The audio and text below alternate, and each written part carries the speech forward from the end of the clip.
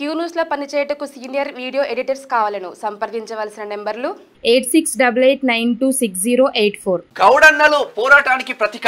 కుల వృత్తులను కాపాడుతాం. బలహీన వర్గాలు పాలకులుగా మారాలంటే చదివే ఆయుధం. RRR పూర్తయితే రంగారెడ్డి భూములు బంగారం. తొందరలోనే హయత్ నగర్ కు metro rail. Telangana CM Revanth Reddy చేస్తున్న గౌడన్నలు ప్రతీక, పౌరుషానికి పోరాటానికి ప్రతీక అని రాష్ట్ర అభివృద్ధిలో గౌడన్నలు కీలక పాత్ర పోషించారని తెలంగాణ ముఖ్యమంత్రి రేవంత్ రెడ్డి అన్నారు.